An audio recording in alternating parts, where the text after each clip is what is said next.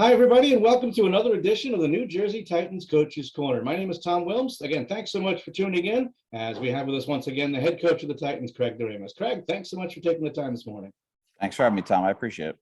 Well, first, let's take a look at last weekend's action on Friday. Well, just a bit of a tough evening all around, as it was a 7-1 loss to Johnstown. After two periods of play, you found yourself down by 5. Now, I noticed as we were heading into that intermission that you stayed put pretty much on the bench and kind of hung around, didn't go to the locker room. What was your thought process of doing that? Why did you stay on the bench?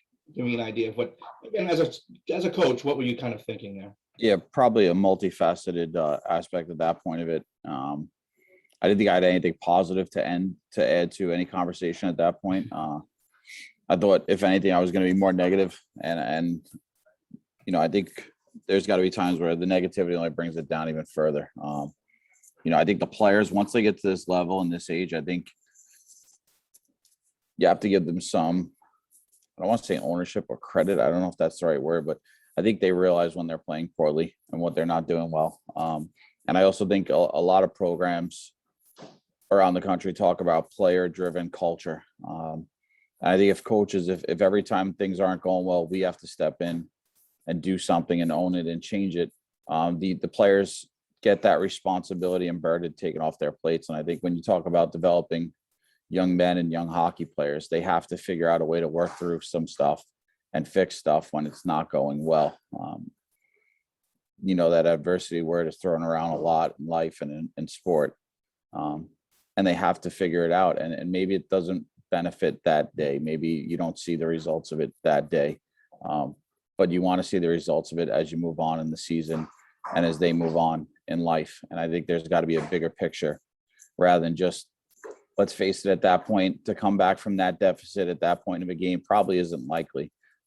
Is it impossible? No, but it's not likely. But I think now it begins more about whether it's the next game or further down the road, how do we prevent this from getting to that point? And if it does, how do we respond to it or nip it in the bud? And for me, that was just a growing point, a teaching point, a learning point. And I want to see the players take some ownership of where we were. I don't think the game plan was necessarily poor. I think the execution of it was. The effort and work ethic wasn't there. And I think that's what happens in this hockey league when you don't work and you don't have passion and conviction in your game. It doesn't matter who you're playing, you're not going to win, right? Just every player in this team, in this league is good. Every team in this league is good. And if you're not prepared to go work and do things the right way, those are going to be the results you're handed with. Well, it seemed to work, at least in the early going of the third period. Anthony Malkin got on the board just 34 seconds in, and he outshot the Tomahawks 14-11. And you mentioned that there was some momentum, again, with a positive period, even though you lost the period 2-1 in the game. But there was some positive momentum heading into the next day. Did you kind of feel that throughout that period and into the overnight, and then talking to the guys in the morning? I did and I didn't. I did in terms of the feel of the game, in terms of just watching it. But I think when you take into context the fact that they probably took their foot off the gas considering the score of the game. And then I also, and I mentioned it to the staff, I thought our third period was our best period. And again, to be negative about it, we still lost 2-1. So I don't think there was too much to read into that in terms of what the growth or momentum was going forward. We had played our best period and still lost. So overall, just not good enough there, and definitely adjustments that needed to be made going into game 2 of the series. Well, on Saturday certainly was a different story with those adjustments, a 3-1 win, but it started off with a Johnstown goal just 2:47 into the game. Now, as a coach, do you say anything on the bench after the goal to avoid the thought process of, oh my gosh, here we go again? A little bit, but again, I want to see it come from within.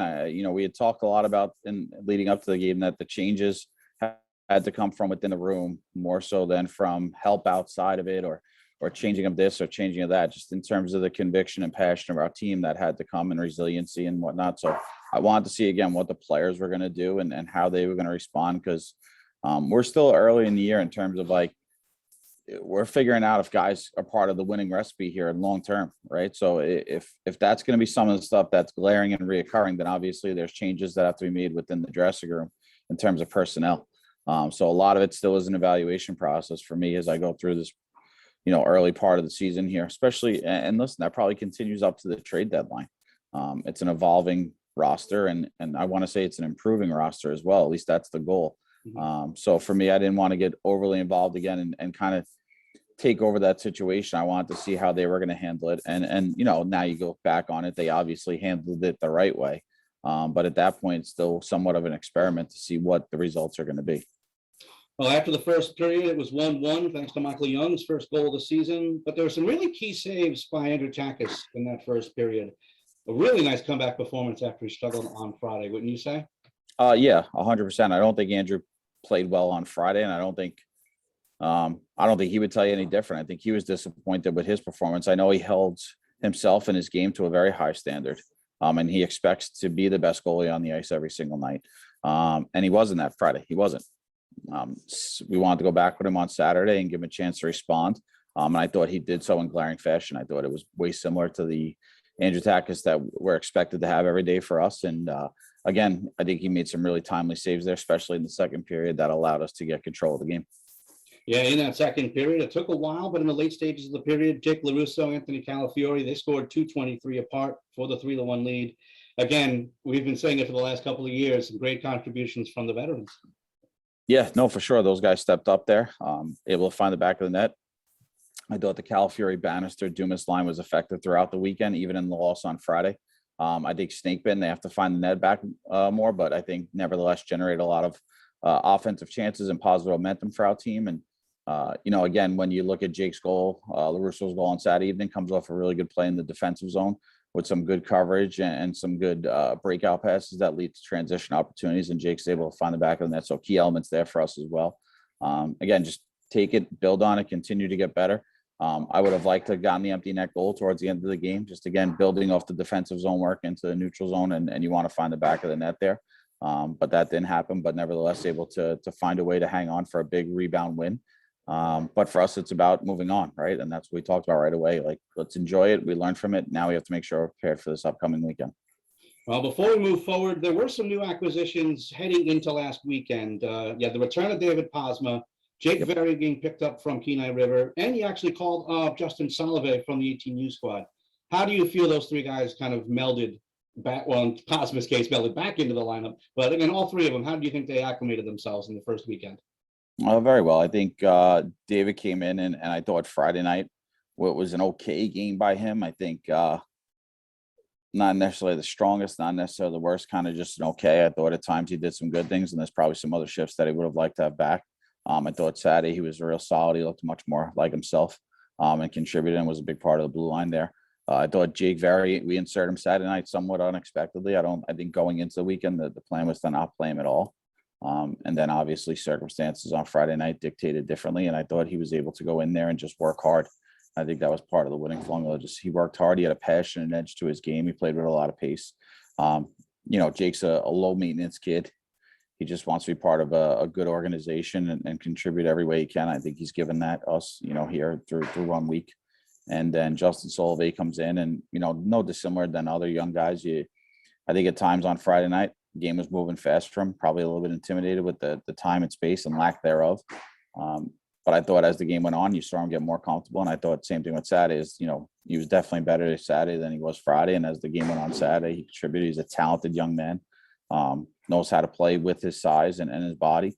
I think for him, it's just figuring out, how to play the game at that pace and at that physical level and doing it consistently. That's going to make him successful. He had some scoring chances. Again, was hoping he could find the back of the net there because I think he has the ability to do so. But I thought a good weekend for him debuting in the league and making that jump up from the midget level. Now on to this weekend, a 2-game set up in Attleboro, Massachusetts against the Northeast Generals. They're off to a pretty solid start, 6-6, but they've lost 3 in a row. What can you tell me about the challenges that they will present to you this weekend? It's always a good game. It's a highly contested rivalry. I think it's always an emotional series there. Obviously they'll be hungry. Like you said, they're on a little bit of a streak right now, and I'm sure they're itching to get out of it. Home weekend for them. They've made some different adjustments and changes to their roster here early in the season, similar to what we have. So I'm sure they're eager to put some of their new faces out there and see what they could do. We just got to make sure we're prepared and we execute. We got to be good in our own zone, manage the puck there, eliminate transitional opportunities from those guys. And I think the biggest thing for us right now is just our discipline level as well. We've taken far too many penalties, and whether that's led to power play goals against or even just momentum shifts in games, We need to be smarter about it. You know, we want to be physical here and we want to have a heavy presence to our game, no doubt.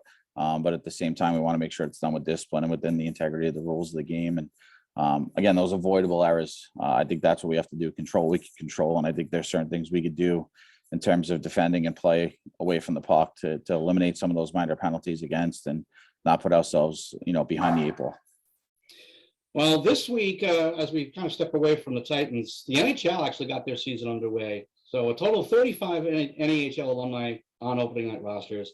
Wow. So not only is the North American Hockey League and the Titans a stepping stone to the NCAA, but a stepping stone to the NHL. Now, pretty soon, we're going to see a few former Titans getting the call to the show. That has to be, I mean, I'm looking forward to it. I can see a couple of guys from my previous time in the NAHL making it to the AHL and NHL level. It's got to feel wonderful to play a role in that. Yeah, no, listen, I think anytime you can develop, you know, you have those relationships with players, and as they move onward and upward in their career, it's always fun to watch them and reflect on them. I spoke to our initial captain here, Will Rydell, just last night, and he's at Ohio State now, and he's going through that process of climbing the ladder there. And then, like you said, see some other guys who you've worked with before achieving those goals at professional levels of varying levels, whether it's the National Hockey League, the American League, the Coast, whatever it may be. It's always great to see those guys achieve that. And, you know, again, like you said, it's different when you put a personal connection to it. It's awesome because you know what they've been through and you know the hard work and you get to know the stories behind it, whether it's mom and dad, aunt and uncle, grandma, grandpa. It makes it that much more special because you were part of it and you got to know what they've battled through and what they're working for. But even as an opposing coach, it's so cool to see kids get to that level of hockey who you've coached against, maybe even and enjoyed them and respected them as opponents as they went through the process. And to see them getting there, you know, I think for us as a league, it's important for us to embrace and identify those alumni members who have continued to climb the ladder. And you know, for us, it just makes our league better, right? It shows everyone that we are a proven path towards development and success. And you can reach the highest of levels in hockey by going through the North American Hockey League here. And I'm a huge advocate of the league. I've said it from day one from being here. I think it prepares people to be very good college hockey players. And I think college hockey itself has really stepped up and has become a really important development path and ladder step, whatever you want to call it, towards the National Hockey League and professional hockey. So to see those numbers continue to grow, I think is a testament to the ownership groups throughout the league and the coaches throughout the league and what they put into it and obviously what the players get out of it. Well, this weekend, again, a tough test against the Northeast Generals. Fans Friday and Saturday, both 7 p.m. and both on Hockey TV. Titans head coach Craig Doremus, thanks so much for joining us and best of luck this weekend. Appreciate it, Tommy. Thanks again. Enjoy your weekend. Well, there goes another edition of the New Jersey Titans Coaches Corner. I'm your host, Tom Willms, and we will see you real soon.